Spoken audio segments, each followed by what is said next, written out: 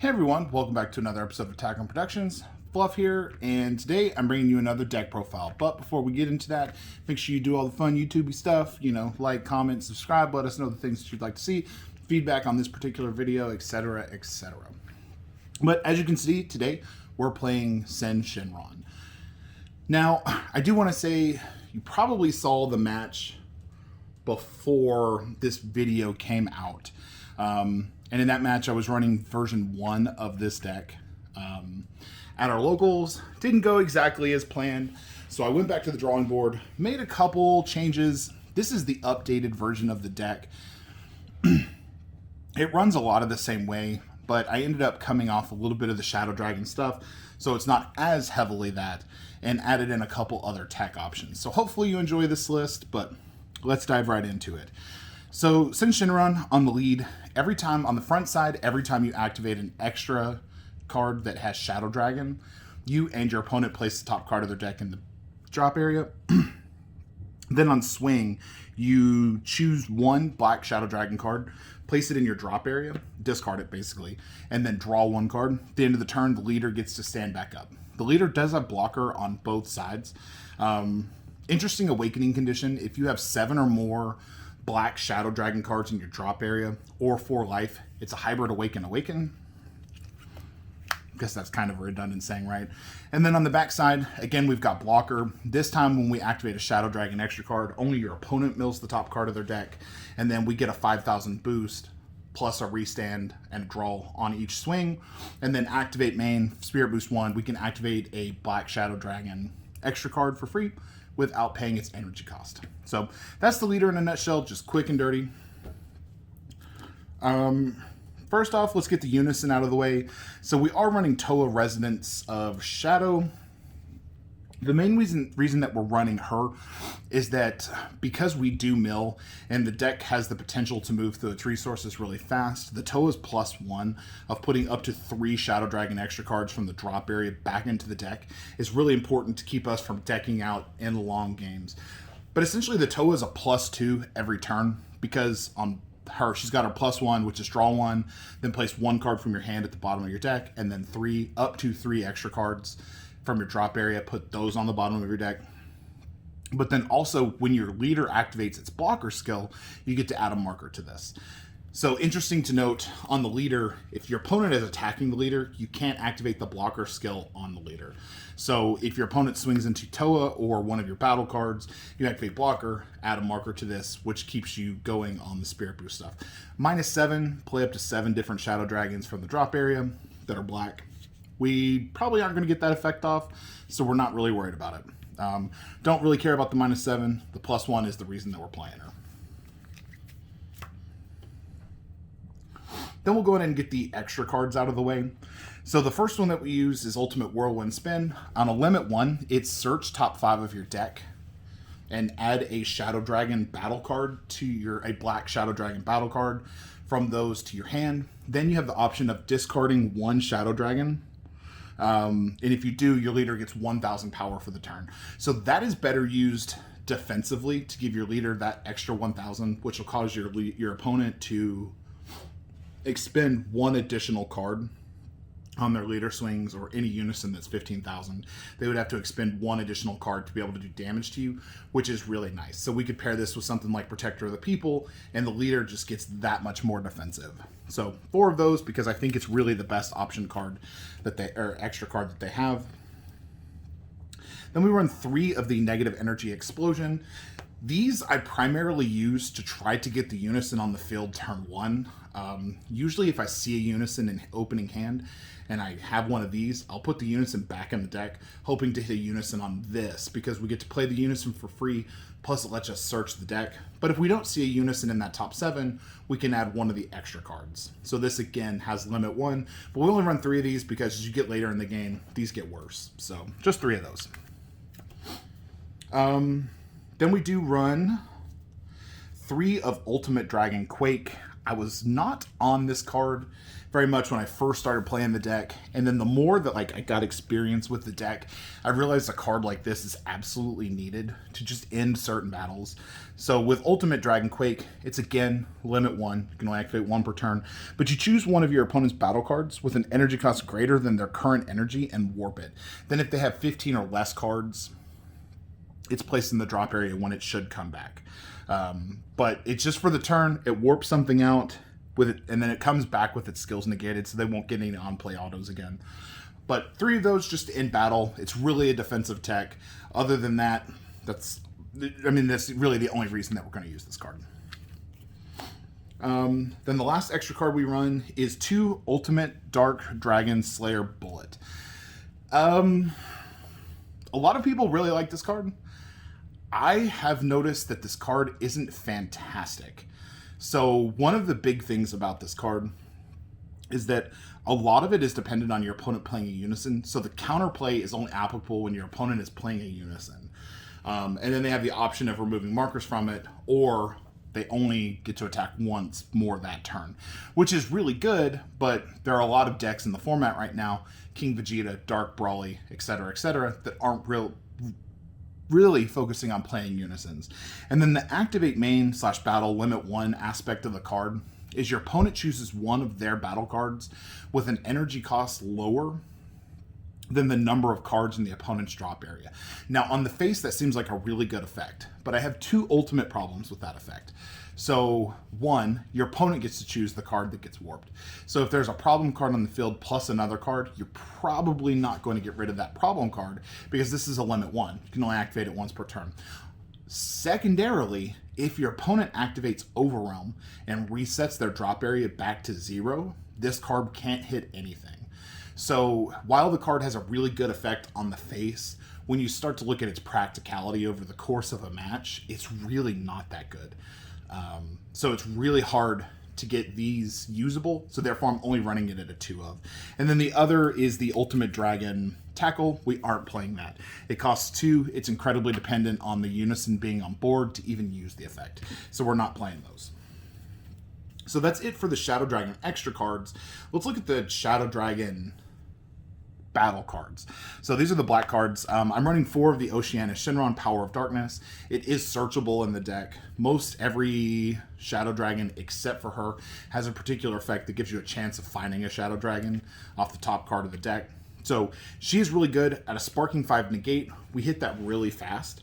Or it's, sorry, not a negate. It's a super combo. Sparking 5 super combo. We get that really fast, and it's just a 10,000 draw 1. But alternatively, if we activate Spirit Boost, we can place her under the unison, put a marker on the unison, and draw 1. So either application of her is pretty good. Generally, I don't like these super combos versus the quality super combos, but because she is searchable, it just increases the consistency of the deck by running her as opposed to not running her. So we do have 4 of her. Then I run 4 of the Syn Shenron Power of Darkness. So this guy's pretty interesting. So let's take just a moment to talk about his auto. So his auto says that when this card would be played or discarded by hand by a Shadow Dragon effect, you get to flip the top card of your deck. If it's a Shadow Dragon, you add it to hand. Otherwise, you place it at the bottom of the deck, and you place it at the bottom of the deck. So every Shenron that we run has that effect attached to it. So every time they're played or discarded by effect, you get to flip the top card. If it's a Shadow Dragon, we're going to add it to hand. Otherwise, it goes to the bottom. But he's a 1 cost that has an activate main for 1 black energy. You tap him, and then you can play a Shadow Dragon with an energy cost of 3 or less from your hand. So there are a couple other 1-drops in the archetype, and after testing, while they're good, while they're fine, I feel like they didn't really do anything towards getting the game ended. And I wanted to focus more on abusing this Syn Shenron versus using the other Shadow Dragons, like the promo or the Naturon per se. The Naturon is great. He adds an extra card back from the drop area, which is really good, but it's also situational. You know, is that something that you really want to spend energy on when the unison is going to put them at the bottom of the deck? The other Shenron lets you Spirit Boost, activate main to play another extra card, But with all the extra cards having limit, and you actually having a finite number of extra cards, plus a finite number of energy, plus markers on your unison, activating Spirit Boost 3 times in a turn may kill your Toa. So you don't want that either. So I just run these. These are the only 1-drops that I run. And actually, they're really good. Because they're going to open up the opportunity for us to play Syn Shenron, Negative Energy Explosion. So this guy's a critical blocker, has the standard Shadow Dragon skill. But then auto, when this card attacks, you choose one of your opponent's battle cards and send it to the owner's warp. Then you get to switch this card back to active mode at the end of your turn. So it's a blocker for you, it's critical, and it'll remove a card from the field. So I run 3 of these. You can play them for 1 energy off the 1-drop haze. Additionally, we run 3 of the Naturon Shenron, Negative Energy Explosion. These guys are deflect blocker 20,000, and then they also have the standard Shadow Dragon effect that I talked about before. But these guys, when they're played, you choose one of your opponent's battle cards on the field or drop area with an energy cost of 5 or less, place it under this card, and then you choose one of that card's active keyword skills, which is a big difference there, and place it. And that card gains that active skill until the end of your opponent's next turn. So what I mean by active is like, say, let's talk about Eradicator of Peace real quick. Eradicator is a 2-drop. If you activate Alliance, it gets Double Strike. That Double Strike is not an active keyword skill.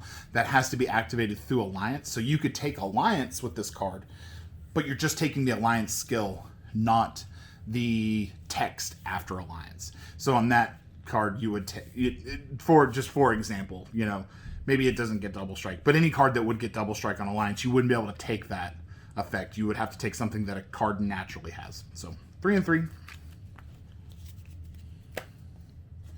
The other 3-drop that we run is Syn Shenron, Power of Darkness. This is just a cheap 20k double striker that we can play for 1 energy if we activate Spirit Boost. It does have limit 1 on that, but when we play it, our opponent places the top card of their deck in the drop area as well, which is pretty good. He is a lot like the Bardock Ape in the sense that when he's played, he has a high chance of replacing himself. Then he does something else, but he's a 20,000 double strike body that your opponent is probably just going to super target with removal. So sometimes it's nice to bait the removal. They're not always fantastic, but it's a cheap body that could be problematic for your opponent if they don't respond to it. Then our 4-drop, and really what I would consider one of the main win conditions of the deck, is Syn Shenron, Negative Energy Explosion. I really wish the deck had a way to cheat him out, but they don't. So he has the typical Shadow Dragon effect. He's Deflect, Double Strike, Barrier, Blocker. So 4 keyword skills on him. And then he's got the Activate main, once per turn, Spirit Boost 1. You can activate a Shadow Dragon extra card without paying its energy cost. So this guy does an absolute ton. And that Activate main also that lets you play the extra card also restands him and makes your opponent place the top card of their deck in their drop area. So you can use that, so you can activate main and battle on that.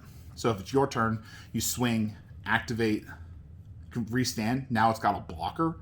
You can keep it in active mode, or you can swing with it again. Then your opponent's turn, they swing at something. You use activate battle, restand him, and now he can block again. So this card does a ton. It's really sticky. It's hard for your opponent to remove because of the barrier and deflect, but just puts in a ton of work. You just need to get to a spot where you can play it without tapping out. Part of the defensive side of the deck, we run 4 of the Oceanus Shenron. Think of these a lot like Topo. Your opponent is probably suspecting you to run a pretty mill-heavy strategy, trying to mill them out. So playing an Oceanus may make them stop their turn for fear of milling out. Tip, we're not trying to mill our opponent out. We're just using it like randomly milling cards can hit really good cards, and there's just a percentage of a chance that you hit like their win conditions. You hit their secret rares, you hit their super combos, you hit their negates, you hit their power plays. Like, that's just really good. So your opponent may stop, plus she's also got blocker on her, which usually I find she gets removed. Like, as soon as she hits the field, they just remove her. Then the last black Shadow Dragon that we run is the yellow Syn Shenron, Corrupted by the Darkness. So this card also counts as black, and he is a Shadow Dragon. So off of any of the Shadow Dragon skills, which the Oceanus does have as well, you would be able to add him. So if off any of the Shenron cards you reveal him, you just get to add him, which makes it really easy to find this card. But this card will help you survive a turn, and it also gives you a dual attack, double strike, possible ender later, or it's just a big ass blocker. So card's really versatile in the list, and I was originally running Black Smoke Dragon, but Black Smoke doesn't have barrier. It costs you 5 energy. It just takes a ton out of you to do, and it usually wasn't enough to round the game out. Like, my opponent would have 9 cards left in deck, it milled 2. So, or it milled 7, leaving them with 2. Then kind of other non-Shadow Dragon stuff that we run. I do run Haze Shenron Venomous Mist. Kind of an interesting tech choice. It is a yellow Shadow Dragon, so it's not searchable by the black Shadow Dragon effects. But on a combo, you get to discard a card, and then you choose one of your opponent's battle cards with an energy cost greater than their current energy and KO it.